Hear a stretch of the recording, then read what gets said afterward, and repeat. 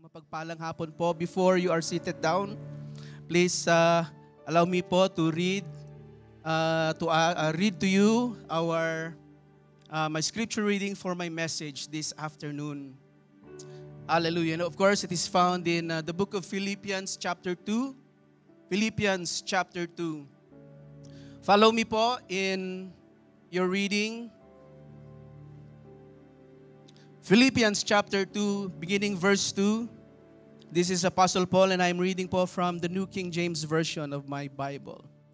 Fulfill my joy by being like-minded, having the same love, being of one accord, of one mind. Verse 3.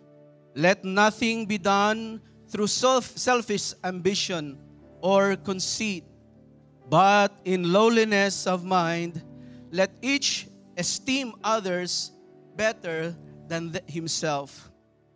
Let each of you look out not only for his own interests, but also for the interest of others. Verse 5, let this mind be in you, which was also in Christ Jesus, who being in the form of God, did not consider it robbery to be equal with God, but made himself of no reputation, taking the form of a bondservant and coming in the likeness of man.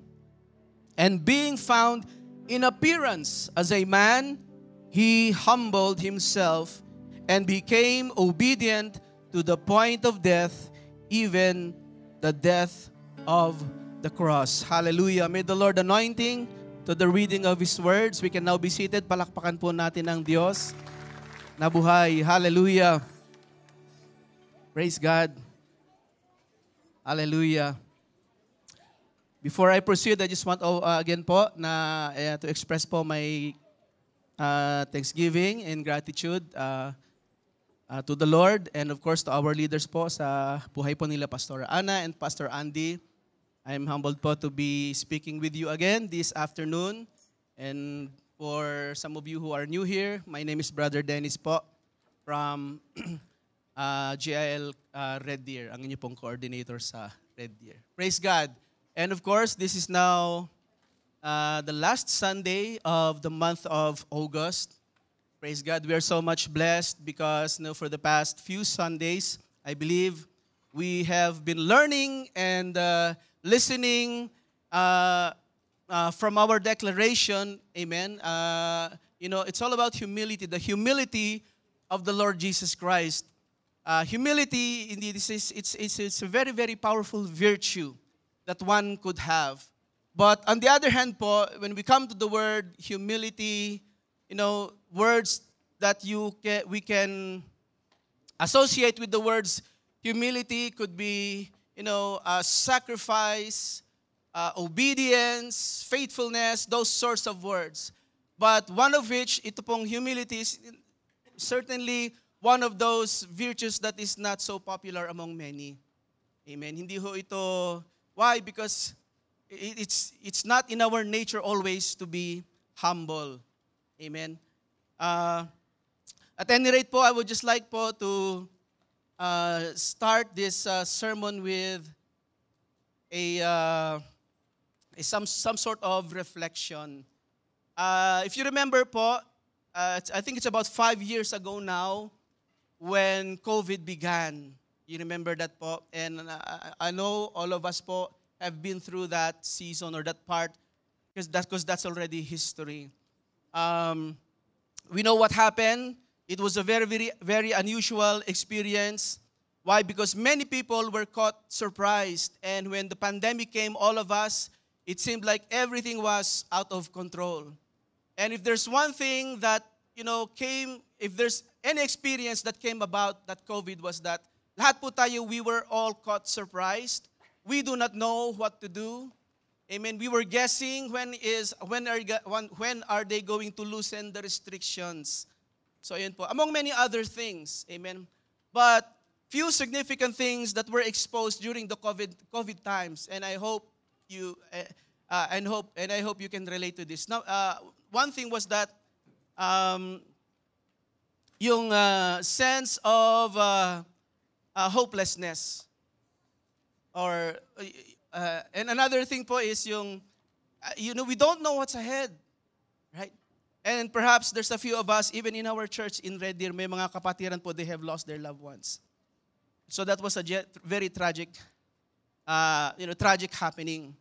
But let me say this po, any happening, great or small, either good things or bad things, sabi po rito, any happening, great or small that is happening in our life is a parable whereby God speaks to us. So in a way po, we can take, perhaps it is safe to say that we can take COVID. It is not just a pandemic, but it is a message. Well, the thing is, my question to you perhaps is this, did we learn anything from COVID? Amen? Did we learn anything from COVID? Because wala siyang sinanto kahit sinong tao, pinakamataas, even nations. Wala siyang pinatawad. Another thing would probably is this, if there's one thing that we have learned, perhaps, is that we were all humbled. Do you agree? We were all humbled because we were helpless. We were all humbled. Akala natin, we think we own tomorrow. Akala ho natin, kayang-kaya ho nating lampasan. Until everything was shut down, you cannot go anywhere. You cannot go home to Philippines, to your loved ones, and then, sabi nga po nila, life is a mystery. But I would say, sabi ko kanina, even deeper is this, sometimes life is a parable. You know what a parable is in the Bible? Jesus Christ would speak parables. Why the parable, Jesus Christ would teach in parables was this, for us to get a message. Amen. And God will speak to us sometimes in mysteries. Sometimes it's like a parable we were trying to solve. Lord, what are you teaching me today? What do you want me to learn from you today? And it takes a lot to learn from God. And for us to learn from the Lord, it takes a lot of listening. Can you tell your seatmate, you need to listen? Amen. Are you listening? And for us, I don't know what exact situation maybe you are today. Sometimes maybe you're trying to resolve that situation in your life. But let me just tell you, perhaps, take it from me, it could probably that God is trying to tell you a message. He wants us to learn a message. And that is the heart of John chapter 13, verse 14 through 15. If you go back po, ito po yung ating theme text for the whole month. It's all about servanthood and humility. And if you go back through that chapter, hindi ko na po babasahin lahat. When Jesus Christ, this was a time wherein Jesus Christ, they were gathered in a table that was supposed to be the last meal together with his disciples. And the following day, he will be crucified. And so, because it was his last time and moments to be together with disciples, he wants to instill to them and impart to them a very, very specific teaching for them to progress and go forward with the ministry of the Lord Jesus Christ that He is going to leave to them. Kaya napakahalaga po ang ituturo niya sa oras po na iyon. And when we come to learn from Jesus and when He speaks to us, sometimes it takes for us to slow our pace. Amen? To quiet our lives. Kapag nangungusap po ang Panginoon sa ating buhay, it is important for us to quiet our life. When everything is so noisy and it's so loud and it's so busy, you will not be able to hear from God. So sometimes God will call you into a huddle. Come here. Listen. If you go further back in the book of Luke chapter 4, I believe that is the Synoptic Gospel. Because the picture in John chapter 13 was the Last Supper with his disciples. It is the same story, I believe, in Luke chapter 4. Luke chapter 4. It is Luke who was telling the story. If you go, I think it's Luke chapter 4, verse 24, hindi ako nagkamali. there was something happening. There's an instant that is happening in that table. Well, first off, if you go to John chapter 13, the story goes that when Jesus came to the room together with disciples for a dinner, no one bothered to wash someone's, their feet altogether. But Jesus Christ was with them and he was just observing. He was just observing and then they began to dine together. Kakain na po sila. And then all the while po, in the middle of their dinner, Jesus Christ, without speaking, without telling any word, he stood up and then he went by, perhaps close to the door. He grabbed a pitcher of water and there beside probably a basin and he poured the water. And without any word, he's starting to do something strange. And what did he do? He started to wash the disciples' feet. Not a word. And then perhaps one by one, he was washing the feet of perhaps Matthew. And then there's who? Who else? Peter, Andrew, one by one. To their surprise po, siguro nagulat ho siguro yung mga disciples in their gasp. Running and rushing to their minds, what is Jesus doing? They started to be bothered to one another. What is Jesus doing? He's doing, what the lowest person in the society is doing. And he is Jesus. Ginagawa niya po ang ginagawa ng pinakamababa sa uri ng mga or ng tao ng lingkod sa kanilang kapanahunan. And it says to them, and he says to them, I am showing you this to give you an example so that what I will do, you must also do. Amen. Now go back to Luke chapter 4, the parallel story. Same scene, but it was not written in John, but it was written in Luke. And what was this? Sabi po sa Luke, sabi niya, there was a dispute. There was a dispute among them while Jesus Christ was conversing with them and telling them, you know what? This is my last time. Mamamatay na ako bukas. And then the disciples, their issue was, they were arguing who was going to be the greatest among them in the kingdom of God. Can you imagine their master, Jesus Christ, just a few hours before he dies, and yet these people were thinking who is going to be the greatest and the first in the kingdom of God.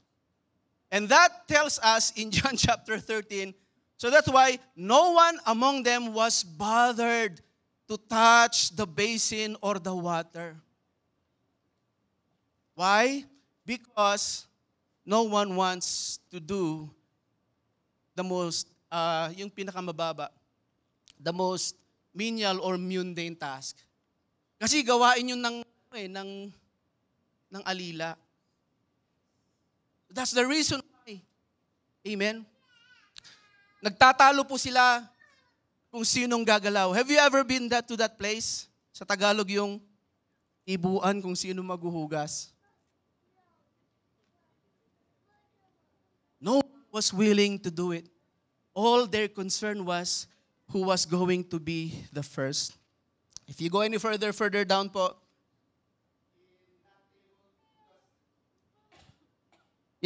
during that time, they had a low table.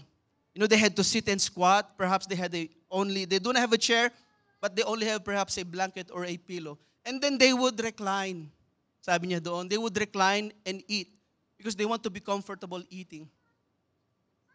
And then the server would come. But notice these two words, because no one was serving, they were all reclining. Now, may I suggest to you, or perhaps ask to you this question. In serving the Lord, or in the kingdom, in the ministry of the Lord, you can only find two kinds of people. Ano po ito? The recliners and the servers. Yung mga naka-recline at saka yung tunay na mga naglilingkod. And then going back to that story, Jesus Christ went to wash the disciples' feet. And he was showing them, this is what you are going to do. In serving the Lord, mga kapatid, the Lord, I think it's in my introduction, sabi po doon, when we serve the Lord, when we work for the Lord, it is important to follow how the Lord did it. Sabi niya, in doing the Lord's work, we should always do it, pakisabi po, the Lord's way. It must always be the Lord's way. How Jesus did it, how Jesus showed it, that is the essence of Him being the discipler and we are His disciples. He does not only teach us or teach them by word, but He shows them by example. That is why we get this word, demonstrate. That is the essence of our love for God. When we say we love God, the best expression of your love is always expression. Tama ho ba? You don't just say, I love you, but you don't give to her or you don't pay attention to her. It must be demonstrated. Kailangan ho maipahiwatig. So this afternoon po, just a simple reflection. You know, again, this is the last Sunday of the month. Have we got the message? Nakuha na po ba natin ang mensahe ng Panginoon? Now, how humble can we be when we want to serve the Lord? How humble? There's two pathways po. I just like to mention, it's not in my PowerPoint. Two pathways. Two means, how can we humble ourselves before God? James chapter 4 verse 7 mentions, sabi niya, humble yourself, therefore. Amen. Therefore, verse 10, Verse 10, sabi po doon, humble yourselves in the sight of the Lord and He will lift you up. Meaning, to humble yourself is ikaw ang gagawa. It is a personal decision or choice for you to humble. So that's one pathway. Another one is found in, I think, Deuteronomy chapter 8 verse 2. Notice this scripture po.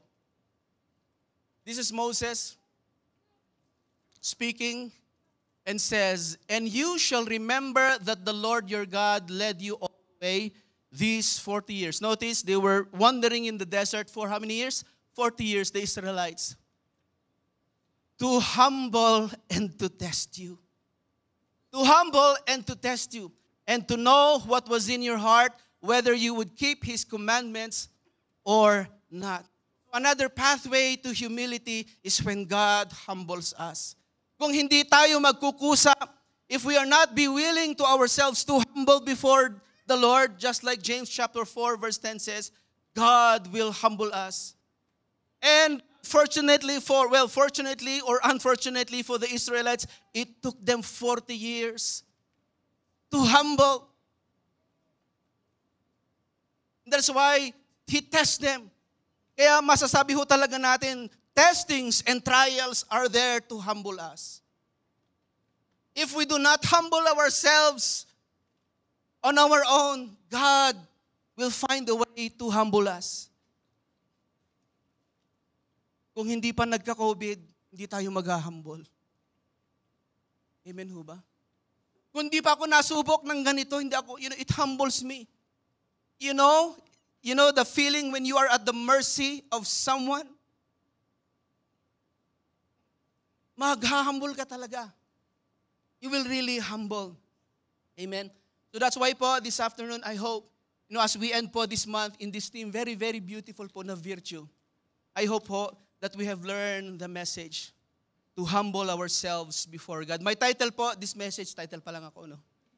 Anyway, sabi po dyan, the heart of a humble servant, by the way. The heart of a humble servant. Praise God. If God were to open our hearts today and do a quick scanning of our heart, amen, does He find a heart of a servant? Makikita po kaya ng ating Panginoon sa ating buhay at puso na tayo ay tunay na lingkod ng Diyos. What is it in the heart of a true servant of God? Notice I did not title this but a humble servant. Amen. Mayroon pong isang question and I like to I just like po to relate to you. Ang sabi po doon sa question, how do you know that how do you know that you are a humble servant? Very easy question. Sabi po doon, ang sagot po ay, It depends. How do you know that you are a humble servant? Well, it depends how you respond when you are treated like one. Amen? Paano mo masasabi na ikaw ay talagang lingkod or servant? It depends on how you respond when you are treated like one. Minsan sa atin pong mga bahay, tahanan, yung mga anak ho natin, Ma, tubig nga. Sasagot natin, kala mo naman to, kala mo sino makautos. It depends on how you respond. But if you have a humble heart, marami ho tayong narinig about word humility. One thing I could say was this: when Jesus Christ stood without any word, and then He just began to serve His disciples. Humility, sabi po doon is, number one, He stood up, right? Tumayo po siya para hindi niya tinapos yung kanyang pagkain. In other words, He was interrupted during His meal.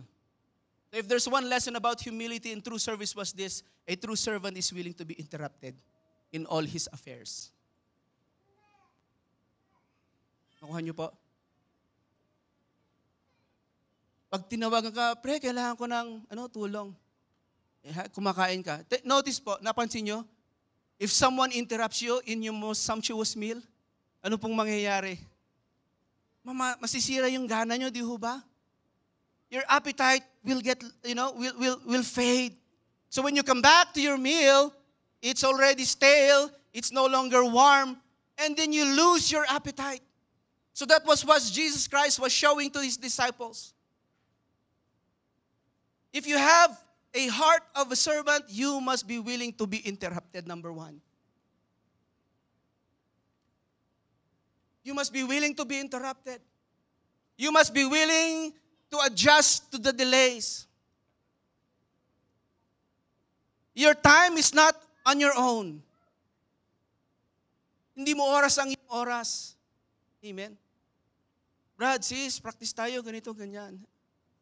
O sige, call time 9 o'clock.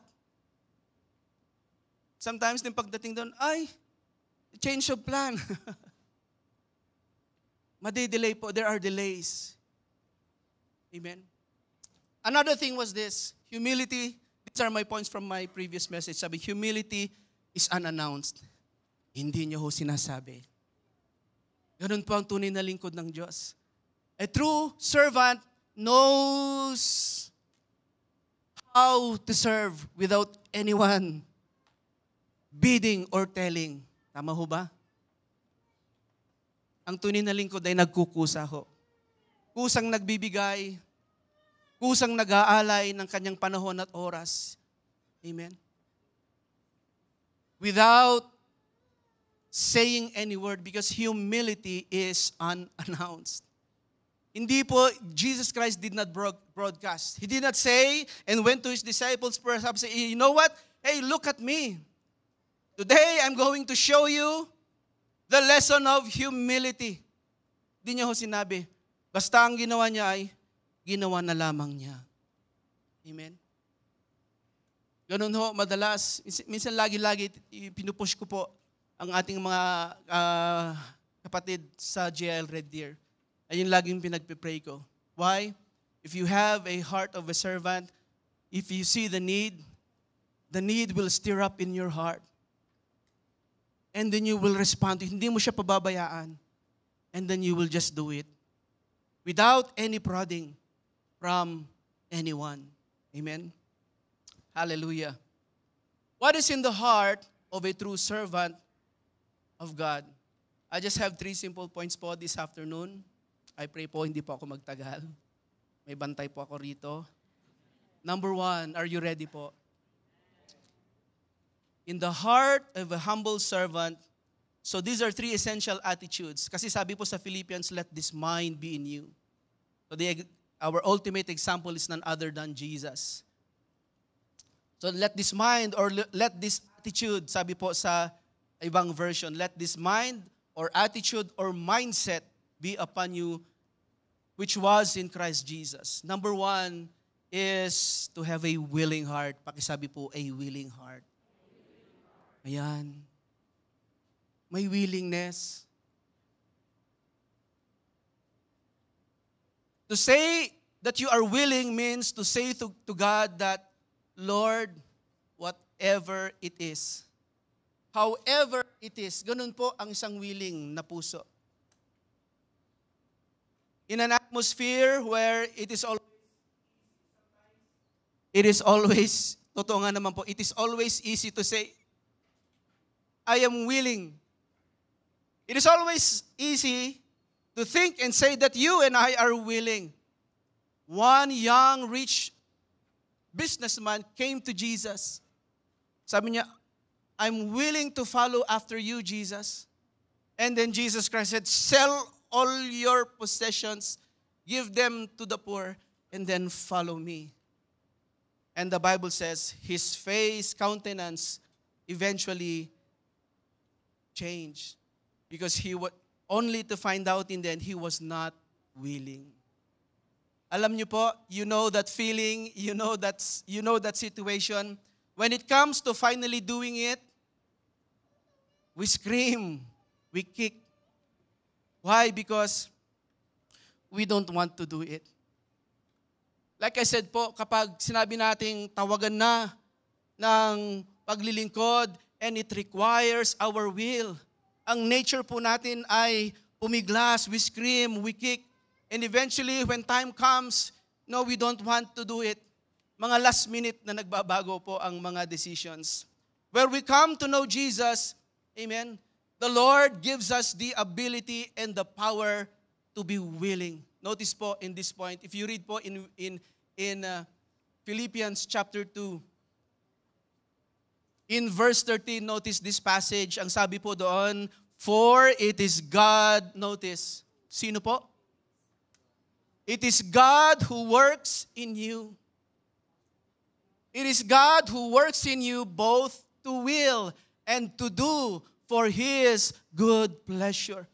Kung tayo po ay naging kabahagi na ng katawan ni Kristo, when we are in Christ, it is no longer our will that is prevailing. When we come in service with the Lord, we are not serving the Lord on our own.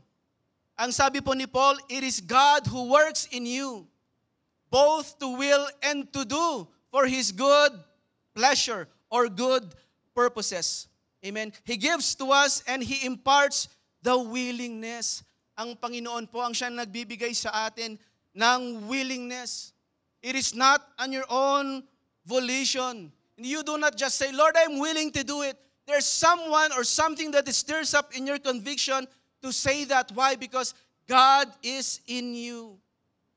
Ang Diyos po ang nagtutulak sa atin upang masabi, Lord, yes, Lord, I am willing. He gives and He imparts us the willingness to do because malinaw naman po, on our own strength, we can never do it. You are not wired to do it on your own. Amen? Our requirement to do service willingly, without any murmuring. Notice po, when Jesus Christ sets an example for us to follow, amen, like I said po, Jesus Christ is always been the template of our service. Further po, scriptures, gusto ko pong basahin, how do we do it? How did Jesus Christ do it? By the way, still po in the book of Philippians, in verse 14. Notice po, kung kayo po'y naglilingkod sa Panginoon, ganito po ang sinabi ni Apostle Paul, how did Jesus Christ do it? Pakibasa nga po, verse 14, do all things without what? Complaining and disputing. Because that is how Jesus Christ wants us to do it. That is how Jesus Christ wants us to serve Him. Do all things without complaining and disputing. Verse 15, that you may become blameless and harmless, children of God, without fault in the midst of a crooked and perverse generation, among whom you shine as lights in the world. Amen. Yung murmur talagang mabigat po yan. Another scripture po, in Romans, follow me po in the book of Romans chapter 12. How would Jesus do it? Verse 6, notice in these scriptures, and he says, Romans chapter 12, verse 6, having then gifts differing according to the grace that is given to us. So these are the gifts and the graces that God pours or gives to the church. Ang sabi po doon, if prophecy, let us prophesy in proportion to our faith. Verse 7, or ministry, let us use it in ministering. Kung kayo po ay nabiyayaan, if you were given the gifts of prophesying or ministering, use it in proportion to your faith. Verse 7, he who teaches in teaching, or in ministry, let us use it, or he who exhorts in exhortation, he who gives with liberality. You know, I believe even in this church, we are so blessed. There are people who are just generous givers, amen? And if you are that person, just do it in proportion to your faith. If you are that person who is an encourager, just keep on encouraging. Whatever you find your hands to do, do it faithfully. Be consistent to it. Can I hear an amen? Gawin mo lang ng diretsyo. If you're ministering, then just be a good minister. Stick to it. Amen? He who leads. If you have the gift of leadership, sabi po doon, with diligence, he who shows mercy. Just keep on being merciful. With cheerfulness. May mga ganun din pong mga tao. They're just so cheerful. Tama ho ba? When a person comes into a room, you know, he just brings delight into the room. Kaya gustong-gusto ka nilang kasama. You bring cheer. Amen? Tama ho ba? Meron bang ganun dito? Of course, tayong lahat. Dapat ho, amen? When you come to the room, there's a vibe that comes out from you.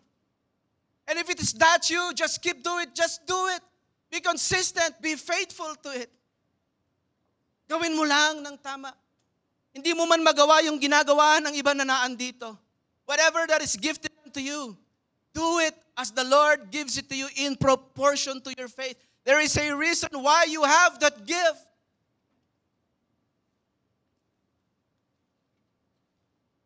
The last Sunday when I preached this message, I had an illustration, you know. Hindi ko magawa ngayon by time, but I'll just give you a certain picture. I asked my daughter, and you just bring me, sabi ko, I'm not the original of this illustration.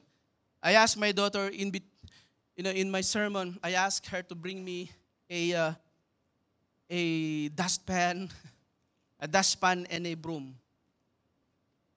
And towards the congregation, I told them, if you want to be a servant,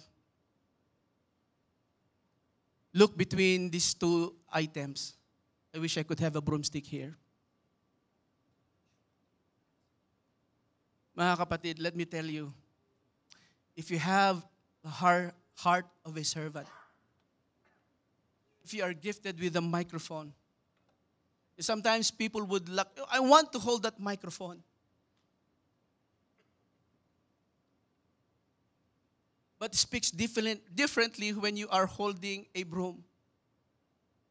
Hindi ho madali humawak ng microphone. I tell you, I don't deserve to be here. And I told my, the people in Red Deer, sabi ko sa kanila, I remember telling them, Lord, kahit hindi na ako magpipreach, kahit hindi na ako mag-preach, kung kalooban niyo po, Lord, I still want to hang on to that broomstick. At any rate, dun din naman ako nanggaling. Kahit po sa mga kapatid natin na if you are already serving and you are holding a ministry, sabi ko, it's a good reminder and a fallback. If you can hold a microphone, you still must be able to hold a broomstick. Amen ho ba? May mag-asawa ho, sabi lumapit sa akin, umiyak sila. Sabi nila, Pastor, please. Sabi niya, nagmakaawa. Bigyan mo kami ng gagawin sa loob ng church. Ang gusto sana namin ay ito. Basta sa puso kasi namin in our heart, sayang-saya kami kapag naghuhugas kami ng mga baso tasa doon sa kusina. Kasi pag nagkainan, di ba may mga sabay, sayang-saya lang po kami, Pastor. lumapit sila sa amin. Ako naman, nagpipray ako at dinidiscern. Until sa time nag-decide ako, o sige, kayo na ang official na janitor ng church. Kahit hindi siya, walang papel-papel na pinirmahan. Mga kapatid, ito po ang tinuturo ng Panginoon sa atin. Ang paglilingkod ay kayang ibaba ang kanyang sarili.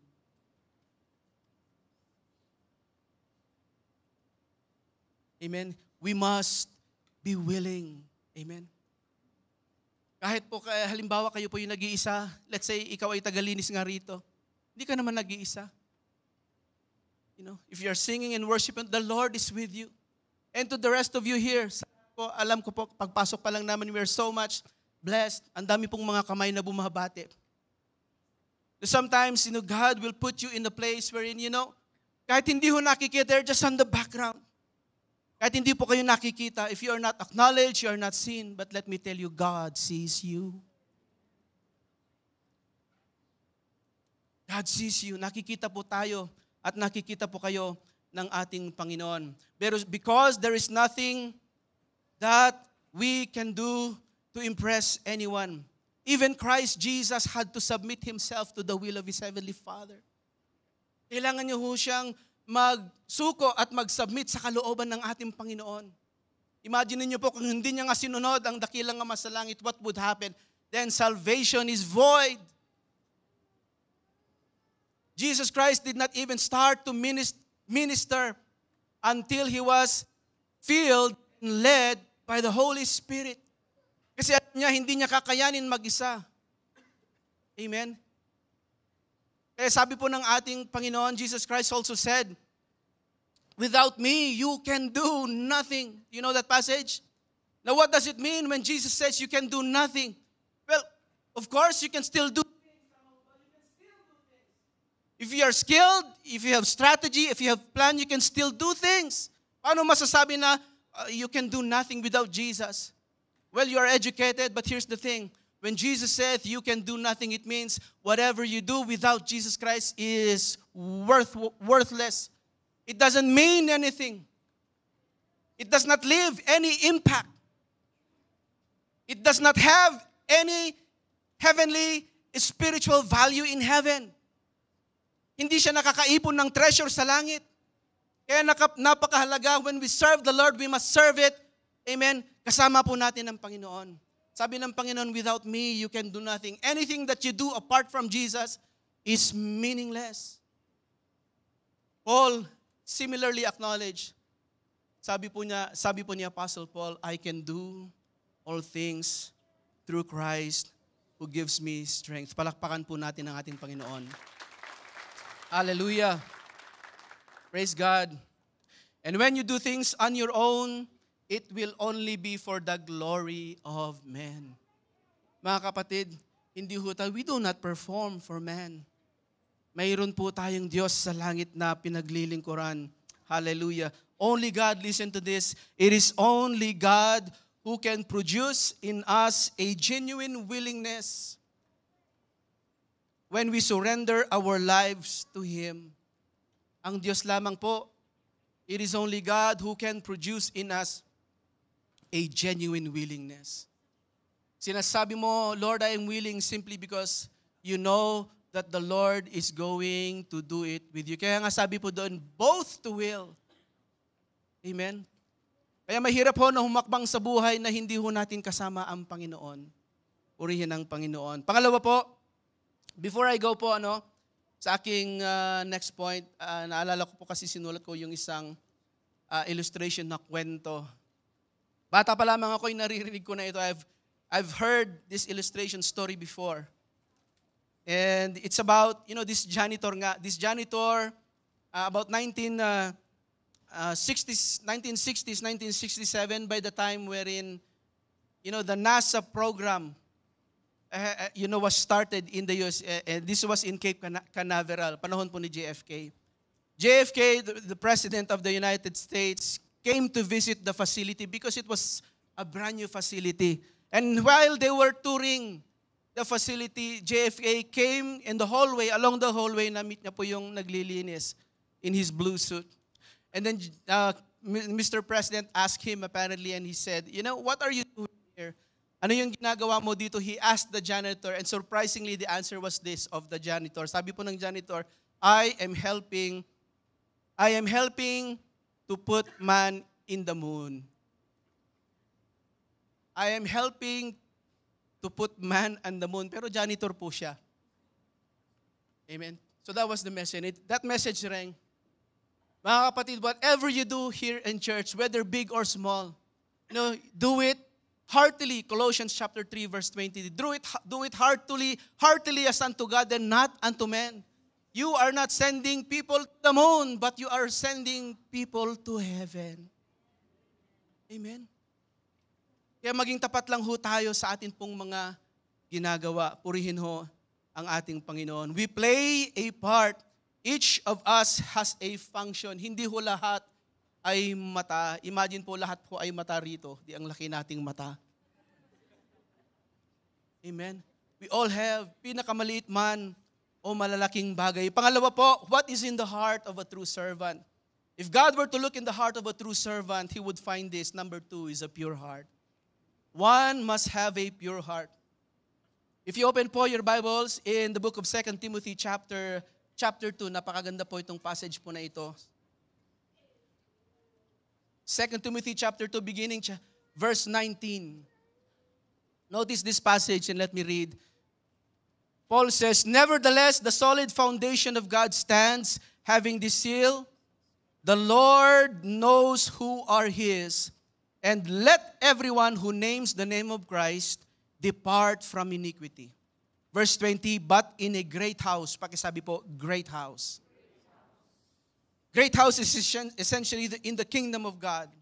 There are not only vessels of gold and silver, but also wood and clay, some for honor and some for dishonor. Notice, these images or type of materials, there's gold, silver, and clay, and wood. These are types of us. Tayo po ito. And when we are part of that great house, and when we are cleansed and forgiven of our sins, we become part of that great house. And we are involved in that great kingdom. Kasama na tayo doon. At ito po ang iba't ibang function ng bawat isa sa atin sa loob ho ng great house na yan. Verse 22, but there are, because number 1, of the material it was made. Verse 21, therefore, if anyone cleanses himself from the latter, meaning your former life, if you are cleansed, meaning you purified, he will be, notice, a vessel of honor. Meaning this, when he is cleansed, he's been purified, taken away from his old life, he will become very, very useful. Kaya wala hong Kristiyano pagkatapos niligtas ay walang function. Meron kang magagawa. There is a purpose. There is a reason why the Lord put you in His great house. Don't just look down upon yourself. So these are 4 categories. Tapusin ho natin.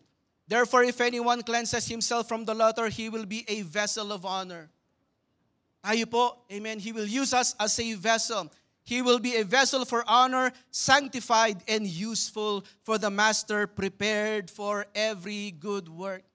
Everything we do is for the purposes of God. Verse 22, flee also youthful lusts, but pursue righteousness, faith, love, peace, with those who call on the Lord out of a what? Ano po?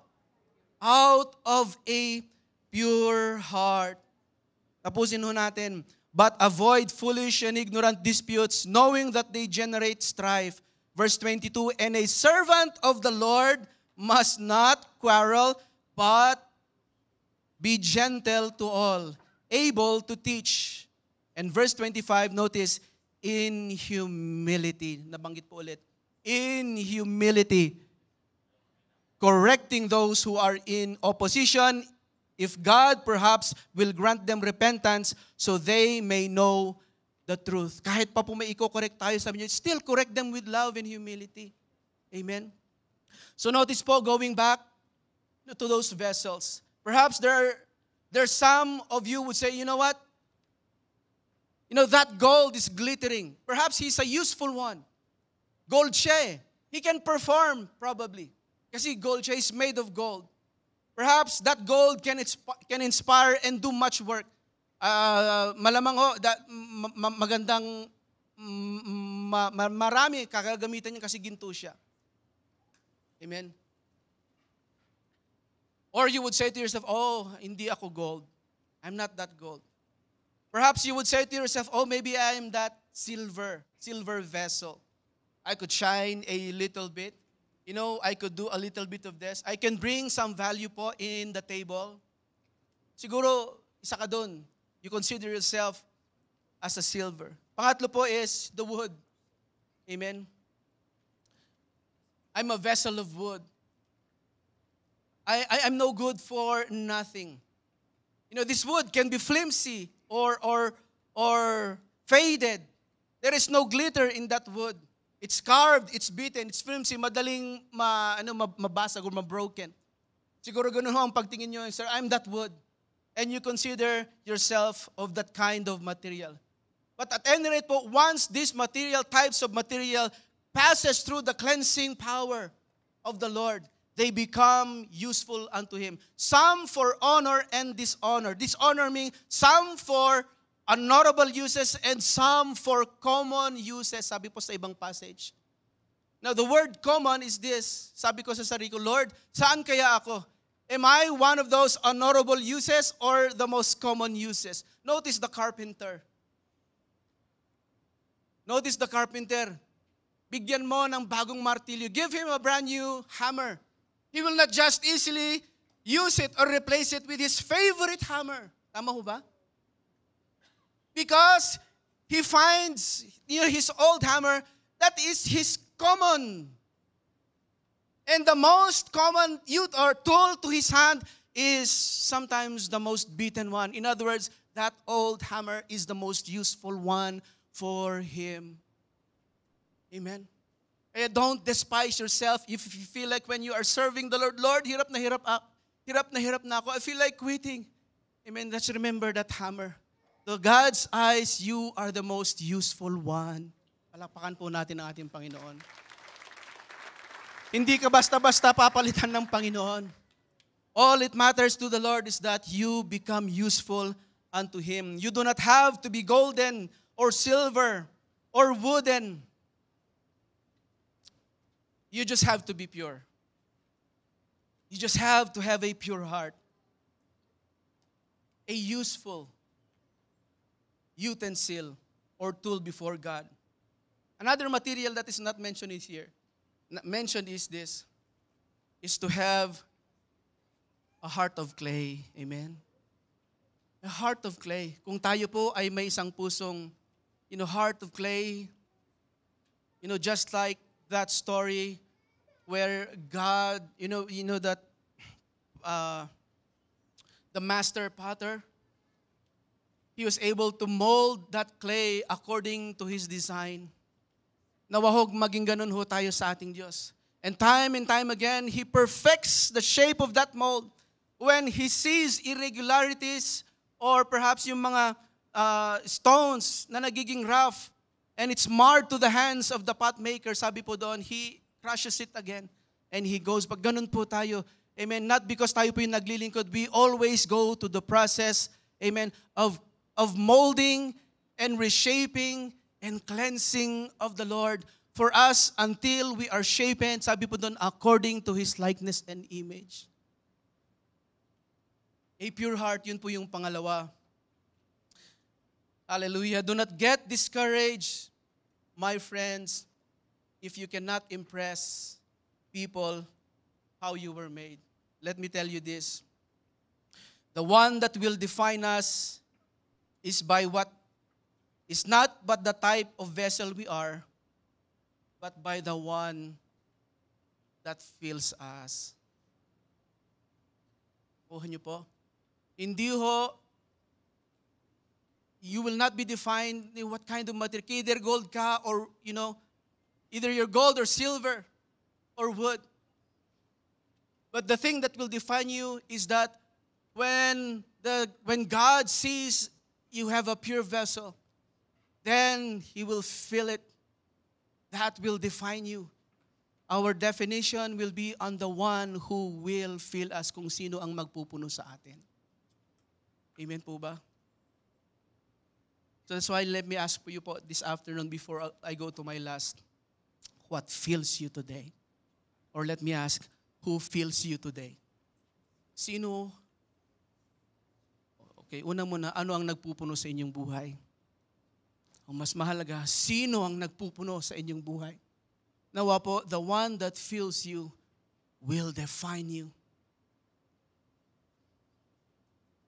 And for that to happen, sabi po is to have a pure heart. Ang ganda nung awit natin, ano? A pure heart, that's what. Do you have that kind of prayer? Lord, gamitin mo ako. Give me a pure heart. Amen po? Pangatlo po, and I will close after. Short lang po ito. In Luke chapter 16 verse 10, so this is another essential attitude of a humble servant is very simple po, a faithful heart. Pakisabi po, faithful heart. Ang sabi po sa Luke chapter 16 verse 10, one who is faithful in how much? One who is faithful in little. How little is little? One who is faithful in little is also faithful in much. One who is faithful in little. Again, we tend to despise those little things. Masyado ho nating, binababa ang pagtingin ho natin sa mga kakarampot, mga nagagawa ho nating maliliit. Ngunit hindi ho.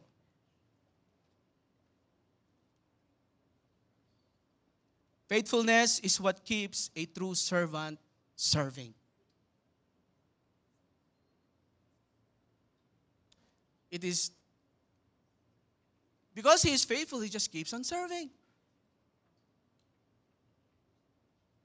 Faithfulness is required even for doing things you don't necessarily enjoy. Ang tanong ko, nag-e-enjoy ho ba kayo? Are you still enjoying what you do for God? Mahina. Baliktarin ko kaya yung tanong, hindi na ba kayo nag-e-enjoy sa ginagawa niyo sa Panginoon? Either way, you still need to be faithful. Yun lamang po. That's only my point. Of course, in our human side, we cannot deny the fact that, we get tired. Sometimes the fruit of our labors are not, they do not come. Ang tagal-tagal mo nang pinagpipray, yung asawa ko, yung anak ko, I hope I see my daughter someday or my son someday, perhaps dancing in this stage. But let me tell you po, in Matthew chapter 25, in that parable of the talents, I'm not going any further with that. Alam niyo po yung kwento. Yung una, binigyan ng 5, tama ba ako? 5, and then 2, and then 1. When there was the time of accounting, they went to the master and submitted, their fruits or their labors. And then we know the scripture says, you were found faithful in little things. And now, sabi niya, enter into the greater joy of your into the greater joy of your Lord. And let me leave you po with this simple thought.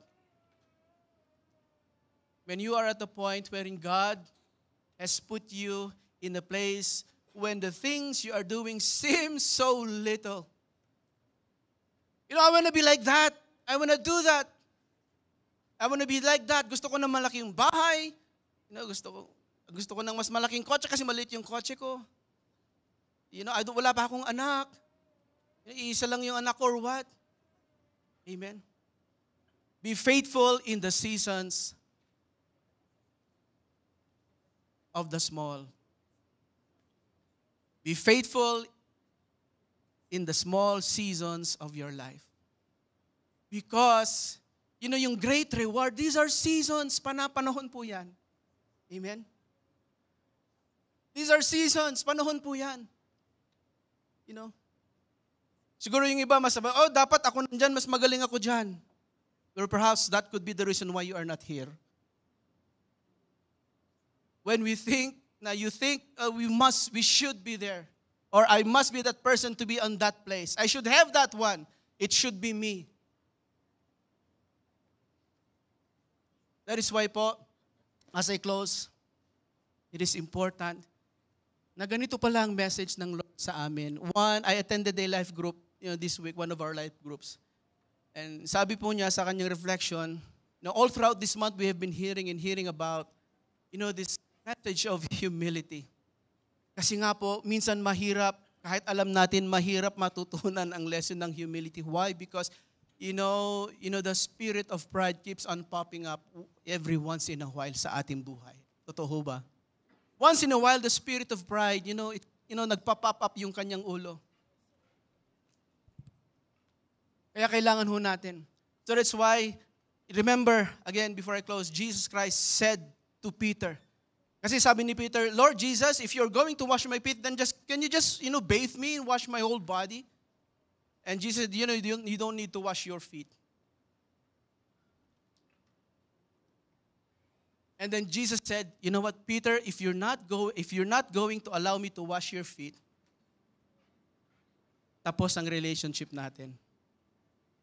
You will not have any part in the kingdom. Sabi ko, matagal nang, it's been, how many, 33 years kasama nilang Panginoon. And God, before He leaves earth, sabi niya, you must learn it now. Otherwise, you will not learn the true essence of service. At ang susi po ay yung humility. Among the many virtues and character of the Lord Jesus Christ that stands out, to be honest, is His humility. If you go back po sa Philippians chapter 2 in that passage, notice yung progression. Sabi po doon in God, He's seated at the right hand of God in glorious majesty. When the heaven said, you know what? We need a servant in the earth. No angel came to present themselves. But it was Jesus. Sabi po doon, He did not take it as a robbery with God. Yung progression niya po from God, and then He came down as a man. Pababa ng pababa. Napansin nyo? And then He humbled Himself. And He taken the form of a bondservant. Pwede naman siyang naging kapitan ng barko siguro, or whoever. Pero servant. Then, sabi doon, and then He obeyed unto death in the cross. Ang promotion po ng Panginoon, it begins from the top to bottom, pababa ng pababa. And if you go further po, in Philippians,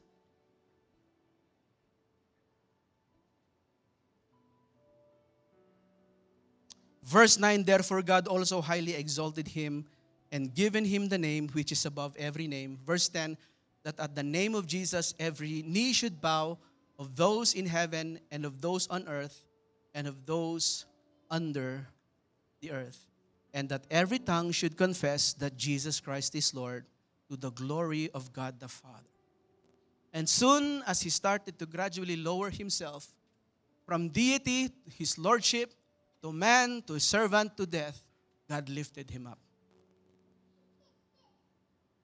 Yun po ang tinuturo ng ating Panginoon. Whoever wants to be the greatest, Jesus says, must be the least. Baliktad na, Get higher, the more you want to go higher. But it's opposite to us, opposite to Jesus. That's why, again, God said in His word, the Lord resists the proud, and He gives grace unto the humble. Hallelujah. Meron po akong tatlong tanong as I invite you to stand. If you haven't served the Lord, my question is why? Why haven't you served? Why are you not serving the Lord yet? Bakit hindi ka pa naglilingkod sa Diyos? Someday, sometime, your age, strength will fade. Kung hindi pa ngayon, sabi sa awit, kailan pa? Kung hindi ka pa naglilingkod sa Diyos, why? And if you have been serving the Lord, perhaps for a while, and you have stalled, napatigil ka sa ministry, you can come back. You can always come back. The Lord is able to restore. And ang pangatlo po, and if you are still serving, if you are presently serving the Lord, and you get discouraged, you think, what you're doing it doesn't bear any fruit at all. Just keep on serving. Just keep on being faithful. Amen. The Lord is going to reward. God sees you. And God sees that desire. Just keep doing what you're doing. Let us bow our heads po. Hallelujah. I don't know exactly where you are in your walk with the Lord. And if you are that person who hasn't really begun to serve the Lord, this is your moment, this is your chance. If you're not serving the Lord, you're missing a lot of your life. You won't be able to find your purpose why you live here on earth.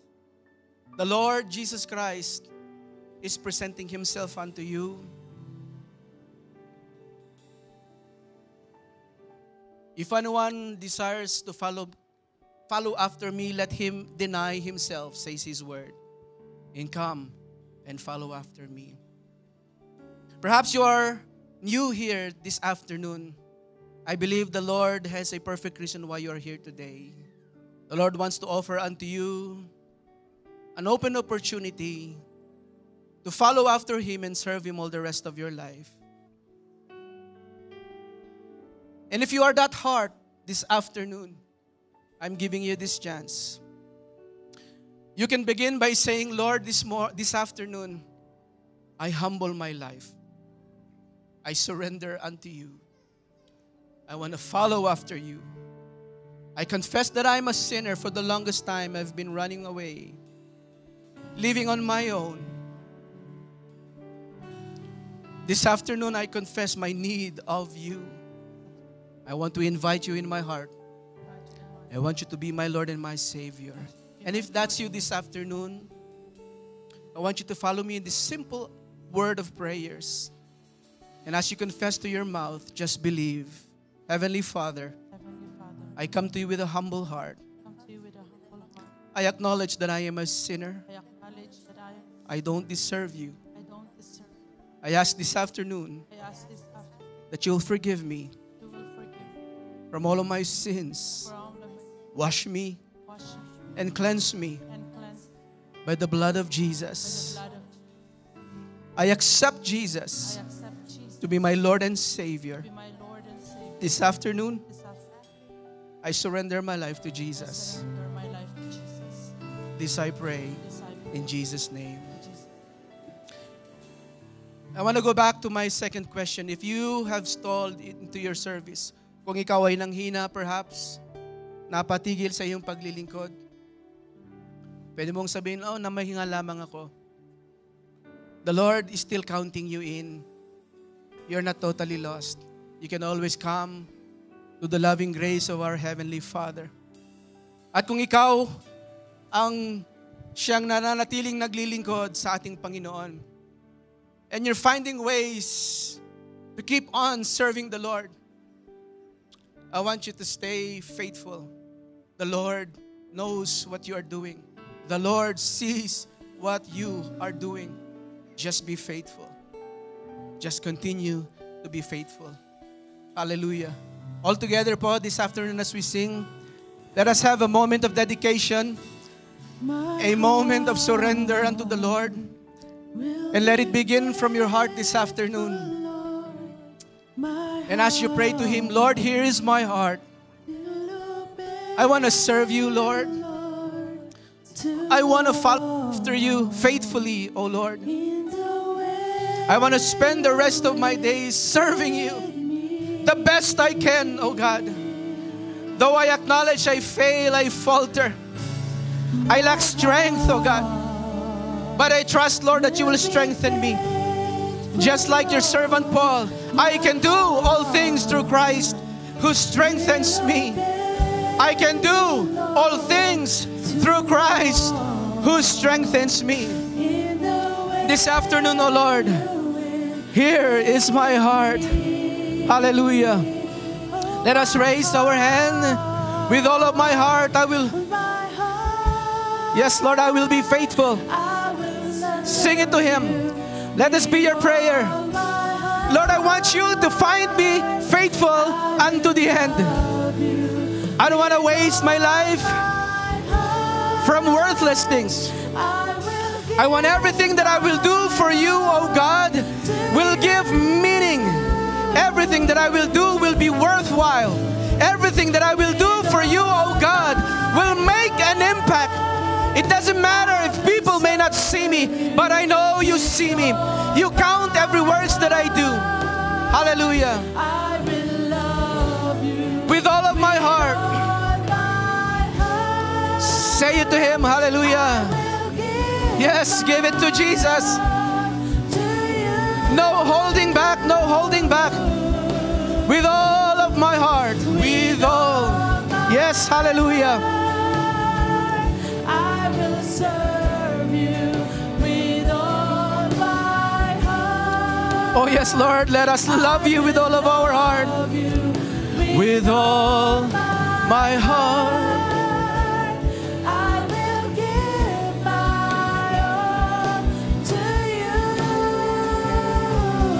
With all of my heart, Lord, with all my heart, I will serve you with all my Hallelujah. Heart. I will love you with all my heart. With all of our heart, Lord. I will give my Hallelujah. Help us, Lord, to be willing to serve you with all of our heart. Help us, Lord, to have a pure heart. And find us faithful, oh God, in everything that you will do. Worship, here I am. Yes, Lord. Here I am to say that you're my God. Hallelujah. You're all together lovely, all together worthy, all together wonderful. Hallelujah. Here I am to worship. Here I am to bow down.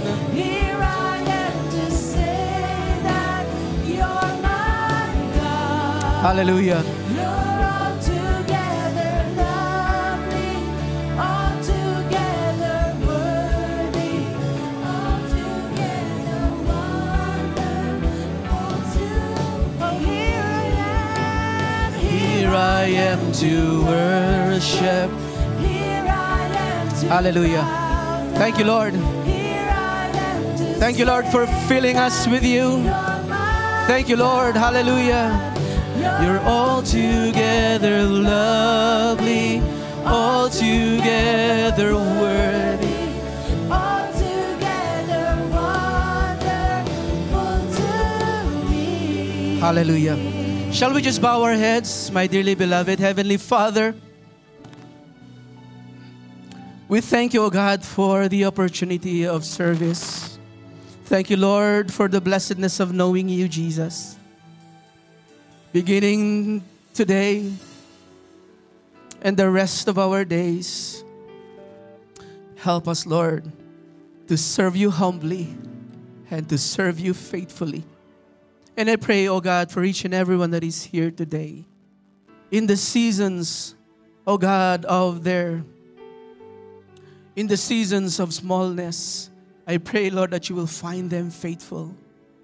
Find us faithful in the seasons of our small needs. That you will progress us, O God, into that greater promotion. Well done, thou good and faithful servant.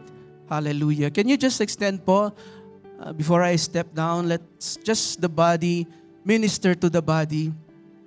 Pwede nyo hubang, can you just lay that hand upon that shoulder of that person right beside you or in front of you? Hallelujah. Hallelujah. Father in heaven, release, oh God, upon your church. Hallelujah. Your presence, your power. You see the families here this afternoon. There are couples here, oh God, who needs strength. There are people here, oh God, who needs your healing. Oh, hallelujah. Touch your body.